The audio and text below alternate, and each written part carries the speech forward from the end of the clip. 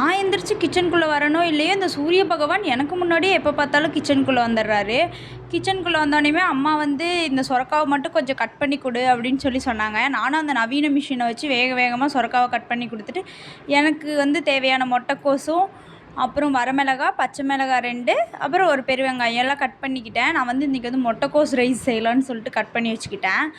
அப்புறம் ஒரு பேனில் எண்ணெய் ஊற்றி எப்பவும் போல் கடுகு போட்டுட்டு, கடுகு பொரிஞ்சதுக்கப்புறமேல் வந்து நறுக்கி வச்ச வெங்காயம், பச்சை மிளகாய், கருவேப்பிலை தழை இதெல்லாம் போட்டுட்டு நல்லா கண்ணாடி பதத்துக்கு வதங்கினோடனே முட்டைக்கோஸ் கொட்டி வதக்கிட்டு, அதுலேயே கொஞ்சம் உப்பு, கொஞ்சமாக தண்ணி தெளித்து அப்புறம் மஞ்சத்தூள் கொஞ்சம் போட்டு வேக வச்சிடணும் மூடி வேக வச்சதுக்கப்புறமேல் அது வெந்துடும். ஒரு 5 மினிட்ஸ் என்னமோ ஆச்சு அது வேகிறதுக்கு.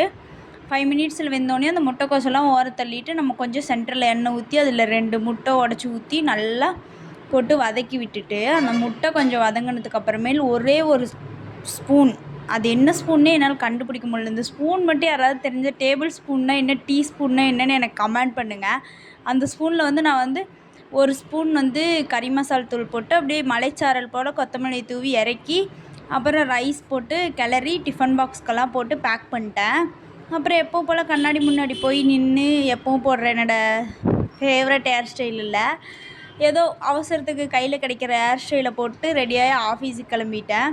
இது ஆஃபீஸுக்கு கிளம்புற வீடியோலாம் இருக்காது, ஏன்னா என் ஃபோனில் வந்து ஸ்டோரேஜ் ஃபுல்லாகிருச்சு. என்னடா வீடியோவே எடுக்கலன்னு ரொம்ப நேரத்துக்கு அப்புறம் தான் பார்த்தேன்.